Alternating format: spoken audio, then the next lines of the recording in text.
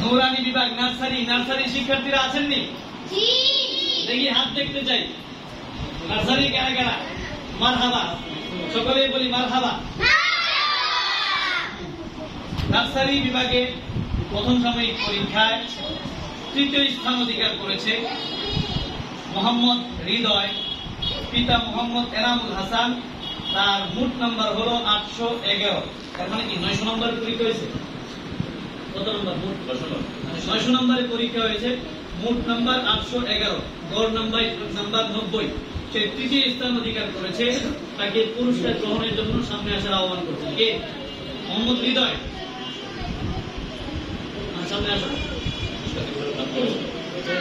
সবাই মিলে দেন।